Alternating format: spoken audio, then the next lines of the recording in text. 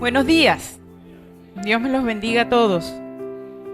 Ya salieron los niños, gloria a Dios, van a sus clases. Vamos a orar. Esa Lucy me echó para atrás. Sí. Aquí, pero me pega horrible. Sí, pero ni modo. Amado Dios, quiero darte las gracias porque me permites estar aquí solo por tu gracia, Señor. Solo tú permites que pueda traer la palabra a cada uno de los miembros de esta iglesia, Señor, y de quienes nos visitan también. Pongo en tus manos cada una de las palabras que voy a pronunciar y que tu Espíritu Santo sea guiándome en el nombre de Jesús y haciendo el trabajo necesario bajo tu voluntad de cada uno de quienes van a escuchar esta porción de la palabra, incluso de los que nos ven por las redes, Señor. Te alabo en el nombre de Jesús. Amén. Ok. Ya ven allí que el título de la prédica es un ejemplo de fe, de amor y esperanza. Hoy vamos a comenzar, a partir de hoy, la iglesia va a comenzar un estudio sobre la primera carta a los tesalonicenses. Y a mí me tocó pues el capítulo 1, venir y conversarlo con ustedes, traerles la información que el Espíritu Santo me entregó. Y bueno, cada semana vamos a ir recibiendo una porción de parte de los predicadores de esta carta. Les quiero mostrar un mapa que está allí, de lo que es en la antigüedad, cómo estaba dispuesta la iglesia, en dónde estaba la iglesia de Tesalónica. Con la flecha roja ven que ahí dice Tesalónica, se lee. Ok, en la verde vemos que pertenecía a Macedonia, ¿sí? Y quiero que graben esas informaciones porque más adelante el capítulo de hoy va a hablar de esas ciudades. Ahí está Acaya más abajo, después de Berea, más aquí abajo, abajito con la flecha amarilla, está Acaya y Macedonia, que también lo menciona el capítulo que vamos a trabajar en la mañana de hoy. Y vean que hay otras, Antípolis, Berea, Atenas, hay varias ciudades que están ahí alrededor. Ok. Quería mostrarles eso para que podamos con la lectura ir haciendo el entendimiento de lo que vamos a tratar. Tesalónica, lo primero que les quiero decir es que era la ciudad principal de Macedonia, como está ahí en el mapa. ¿Por qué? En Macedonia estaba una sinagoga y esto hacía que fuese una ciudad importante donde había el movimiento, pudiéramos tomarlo como la capital de Macedonia, era el centro más importante. Por eso el apóstol Pablo, en su segundo viaje, coordinó una visita evangelística a esta ciudad. Así comienza esta carta. Quiero irles adentrándolos para que con las semanas podamos ubicarnos en cada una de las cosas y que va a traer los predicadores subsiguientes. El apóstol Pablo en esta carta comparte la autoría con Timoteo y con Silvano. Comienza los versículos diciendo que junto con ellos había hecho la redacción o la aprobación, el visto bueno, como lo podamos ver, de esta carta a los tesalonicenses. Timoteo, ¿quién era? Un joven judío que fungía ¿cómo se llama? Un joven judío pupilo de ayudante de Pablo y suplente de Pablo en algunas ocasiones. Pablo lo mandaba a que hiciera algunas diligencias, algunas ciudades y pudiera ayudarlo. Y Silvano, también llamado Silas en otras ocasiones y a veces llamado Silvano en la palabra de Dios, era un líder de la iglesia de Jerusalén, ¿ok? Y era profeta, él era como un asociado junto con Pablo en cada una de estas ciudades que iba. Pablo Pablo escribió la carta durante su segundo viaje misionero. Y esta probablemente es una de las cartas más tempranas que escribió el apóstol Pablo. Y su trasfondo se encuentra, el que lo quiera leer ya lo puede hacer en casa, en el capítulo 17 del libro de los Hechos. Allí podemos ver cuando Pablo llega junto con Silas a la iglesia de Tesalónica, a la gente de Tesalónica y cuando se funda allí esa comunidad cristiana. Fue cuando Pablo y Silas fueron a esa antigua ciudad griega de Tesalónica y en solo 3 semanas y llevando la palabra de Dios, hablándoles del evangelio, del mensaje de salvación, muchas personas se convirtieron, judíos y griegos. Y así se formó la primera comunidad cristiana en ese lugar. Pero cuando Pablo y Silas estaban predicando allí en Tesalónica, al mismo tiempo se estaban tejiendo una serie de problemas. ¿Debido a qué? A que Pablo estaba dando el anuncio de que Jesucristo era el Rey resucitado y que era el verdadero Señor. Por lo que estaban causando incomodidades en la ciudad a los funcionarios y estaban diciéndole a los vaquianos, a las personas del lugar, que estaban desafiando al César, al emperador romano de ese lugar.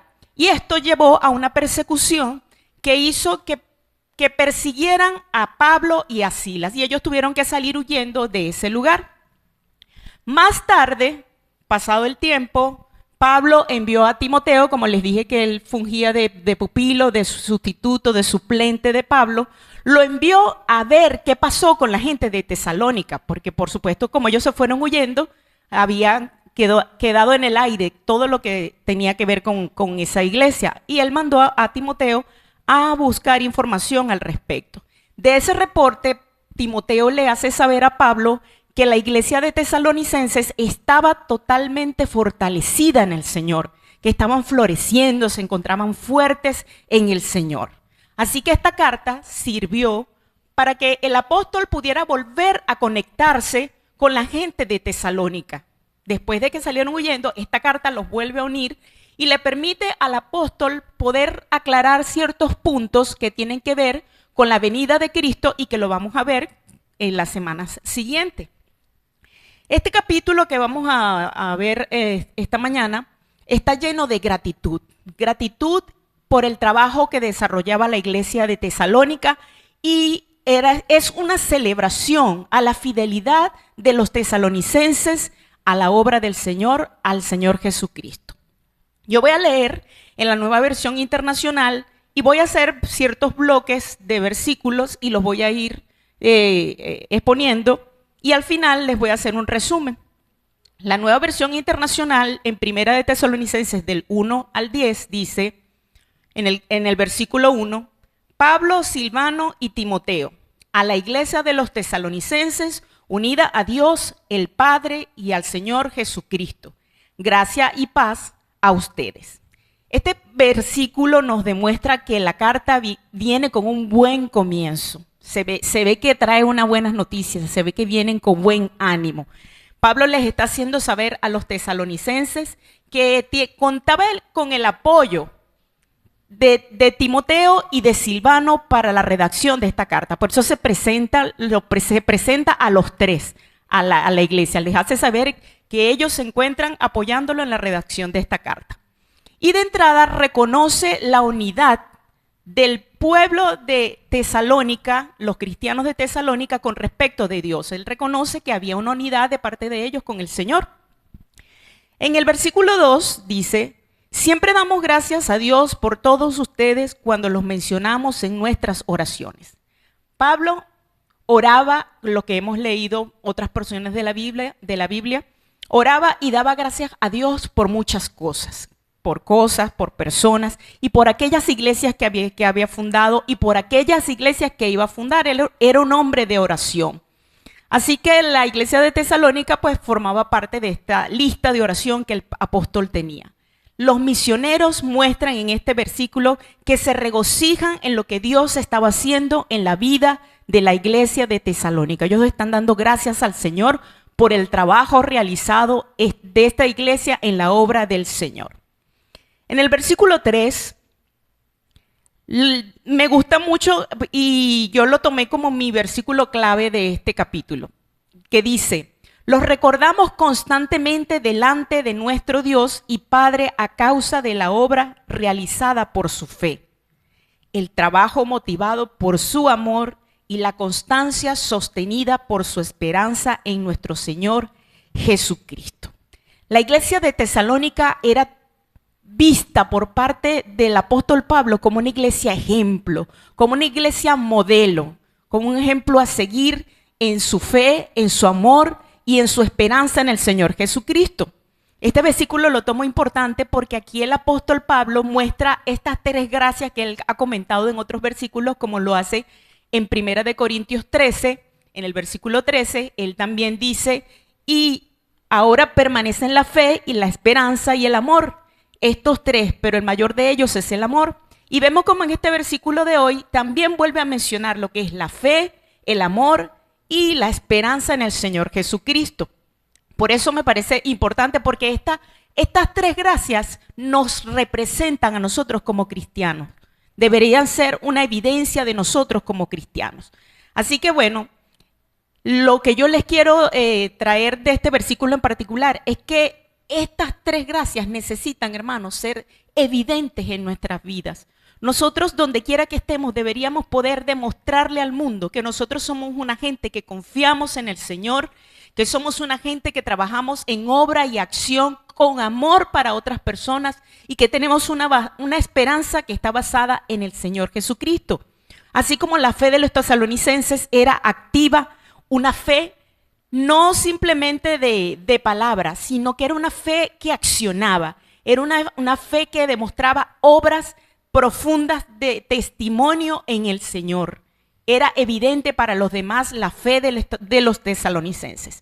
Y con respecto al trabajo realizado, que dice allí que lo hacían con amor, no se trató nada más de un sentimiento, que ellos decían, bueno, yo te quiero, hermano, ay sí, hermanito, ven, yo te quiero. Un abracito y nos damos los abrazos y todos los demás, pero yo me supongo que este amor al que se refería el apóstol Pablo tiene que ver con una acción, con hechos concretos, con hechos contundentes que demostraban que eran personas que amaban a los otros y que hacían la obra del Señor con amor. Respecto al tesón de la esperanza, ellos tenían una espera paciente en ese futuro venidero del regreso de Jesucristo por su iglesia. Ellos tenían la esperanza en el ministerio de Cristo que les daba esa fe, esa esperanza de creer que el Señor Jesucristo volvería por su iglesia. Fue la fe la que los motivó, su amor, los que los impulsó a trabajar con amor hacia los demás, y la esperanza lo que los hizo perseverar, mantenerse firme, constante a la espera de esta promesa hermosa de parte del Señor. Así que debemos asegurarnos, hermanos, de que nuestras vidas se caractericen por estas tres gracias, que se nos grabe estas tres palabras y las llevemos durante la semana. La fe, debemos demostrar que confiamos en el Señor, pero de verdad, cuando se nos presenta la circunstancia en la que estamos en un momento crítico y de verdad nuestra confianza debe verse reflejada en el Señor. Porque a veces nos olvidamos en el momento de la circunstancia difícil y dudamos de que Dios es capaz de respaldarnos y de apoyarnos en toda circunstancia. Debemos tener una fe activa como la gente de Tesalónica. Debemos mostrar al mundo el amor que tenemos, no andar molestos por ahí haciendo las cosas malas, contestándole mal a la gente, siendo duros con los demás. Debemos demostrar ese amor, debemos ser solidarios con los demás, demostrar una llamada, una ayuda a quien sintamos que tenemos que ayudar. Debemos demostrar con acciones nuestro amor al Señor. Y debemos tener esa esperanza ferviente en el regreso de nuestro Salvador. En el versículo 4 dice, hermanos amados de Dios, sabemos que Él los ha escogido. Y así como pasó con cada uno de los que estamos sentados hoy aquí, el Señor también escogió a la iglesia de Tesalónica desde el comienzo, desde antes de la fundación del mundo, los había escogido para formar parte de ellos. Así este versículo nos muestra que los tesalonicenses se encontraban firmes en el Señor, que estaban unidos, como lo dijo en el versículo 1. A continuación ya empiezan los bloques de versículos porque tienen relación. El versículo 5 y 6 los quise llevar juntos porque tienen relación, como les acabo de decir. Dice el versículo 5, porque nuestro evangelio les llegó no solo con palabras, sino también con poder, es decir, con el Espíritu Santo y con profunda convicción. Como bien saben, estuvimos entre ustedes buscando su bien. Ustedes se hicieron imitadores nuestros y del Señor cuando a pesar de mucho sufrimiento recibieron el mensaje con la alegría que infunde el Espíritu Santo. Al llevar la buena noticia a los tesalonicenses, los apóstoles no la llevaron solo con palabras. Recuerden que venían de haber recibido al Espíritu Santo, como lo dice Hechos 1:8. Entonces, yo me supongo que cuando se refieren que lo hicieron no solo con palabras, sino con poder, tiene que ver que cuando ellos recibieron ese mensaje, pudieron ver y sentir y recibir lo que fue el poder de Dios, lo que fueron las maravillas de Dios, los milagros, los prodigios del Señor, señales que demostraban que esa gente estaba llena del poder y de la unción del Espíritu de Dios. Ellos recibieron ese mensaje de esa manera. Así que la iglesia de Tesalónica, ¿qué hizo? Seguir ese ejemplo, imitar el ejemplo de quienes le habían llevado la palabra con ese poder. Ellos recibieron también el llamado, por lo que recibieron también el poder del Espíritu Santo y como tal actuaban. Y a pesar de haber sufrido y estar sufriendo persecución, recibieron el mensaje con mucho gozo y con mucha alegría. Tanto pues que el mensaje cambió sus vidas y ellos vivían una vida totalmente consistente. O sea, no es que yo decía una cosa que soy cristiano, ellos decían que eran cristianos y daban un ejemplo de otra cosa. No, era consistente con lo que enseñaban. Su testimonio combinaba con el mensaje que estaban dando. Se convirtieron en verdaderos imitadores de Cristo. Y así deberíamos ser nosotros. Nosotros deberíamos poder imitar primeramente ¿a quién? A Cristo. Ese es nuestro mejor ejemplo a seguir. Nuestro gozo, hermanos, no debe estar determinado por las circunstancias. Sí es verdad, nos desestabilizamos en un momento cuando recibimos alguna noticia que no nos gusta, algún problema, estamos enfrentando alguna circunstancia mala, pero nuestro gozo no tiene que verse reflejado respecto a estas circunstancias, sino que nosotros debemos ser gozosos en todo tiempo, aún en medio de la tristeza, esto no significa que andamos contentos así y haciendo una fiesta de lo que nos está pasando. El gozo del Señor tiene que ver con una actitud de reconocimiento de que Cristo está con nosotros cualquiera sea su circunstancia, y esa firmeza nos da alegría en el corazón, nos da seguridad, nos da paz. Amén. Entonces, en el versículo del 7 al 9 dice: de esta manera se constituyeron en ejemplo para todos los creyentes de Macedonia y de Acaya. ¿Recuerdan que les dije lo del mapa? De Macedonia y de Acaya. O sea, estaba Tesalónica, que era la ciudad principal, la capital, pero aquí dice que se constituyeron en ejemplo para otras zonas. En el versículo 8 dice: partiendo de ustedes el mensaje del Señor, se ha proclamado no solo en Macedonia y en Acaya, sino en todo lugar, a tal punto se ha divulgado su fe en Dios que ya no es necesario que nosotros digamos nada. Y en el versículo 9 dice: porque todos ellos cuentan de lo bien que ustedes nos recibieron y cómo se convirtieron a Dios, dejaron los ídolos para servir al Dios vivo y verdadero. El testimonio de los tesalonicenses se extendió más allá de su ciudad. ¿Se ha extendido el testimonio de nosotros más allá de la ciudad? No sabemos, ¿verdad? Le hemos hablado a personas, pero no sabemos si se ha extendido más allá de la ciudad. Pero ellos extendieron ese testimonio aún más allá de donde se encontraban viviendo. Se convirtieron en ese auténtico ejemplo del Señor Jesucristo para todas las zonas que le rodearan. Para todas las personas que eran seguidores de Jesucristo, ellos se convirtieron en ese ejemplo para ellos. De esa zona y de más allá. Llevaron las buenas nuevas a todo el país, demostrando que habían sido transformados por Dios. Ese fue el testimonio que ellos llevaban a donde quiera que iban. Llevaban el mensaje, pero su comportamiento demostraba que habían sido transformados radicalmente. ¿Por qué? Ahí dice también que ellos eran politeístas, ellos eran personas que adoraban a otros dioses, a dioses griegos y a dioses romanos. Pero ellos se devolvieron de esa situación y se convirtieron totalmente para adorar al único y Dios verdadero, que es nuestro Dios. Así que nosotros deberíamos de ser como ese ejemplo que nos dio la iglesia de Tesalónica, que aún en medio de la persecución no dejaban de llevar el mensaje. Como decía Gladys, la hermana Gladys, mi madre bella hoy, yo los invito a que podamos utilizar ese pequeño tiempo que el Señor nos está dando los días jueves cada 15 días para llevar el mensaje de salvación a otros, para poder proclamar lo que el Señor quiere que nosotros hagamos con las otras personas.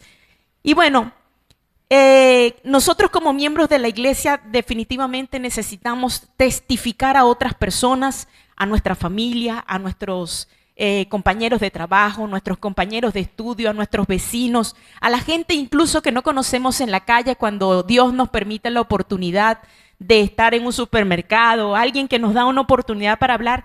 No necesita tanto tiempo, ni necesita tantas palabras. A veces el Señor nos da la oportunidad y la perdemos, pero vamos a empezar a aprovecharla. Nuestras vidas, hermanos, deben ser indicadores de que nosotros somos gente cristiana. Realmente nosotros estamos demostrando en todo lugar que somos gente creyente. Nuestras vidas son testimonio de eso. Debemos revisarnos un poquito y ver y analizar si de verdad nosotros estamos llevando el trabajo que el Señor nos ha encomendado. Y el versículo 10 dice, y esperan del cielo a su Hijo Jesús, quien resucitó y nos libra del castigo venidero. Los tesalonicenses y las personas a las que ellos le llevaran el mensaje eran personas que estaban esperando el regreso y el retorno del Señor Jesucristo del cielo. La esperanza que sostiene a esta iglesia y a toda la iglesia a nivel mundial es el pronto regreso de nuestro Señor Jesucristo. Pero usted dirá, pero se está tardando y siempre dicen que es pronto. Pero es que para el Señor el tiempo no funciona como el nuestro.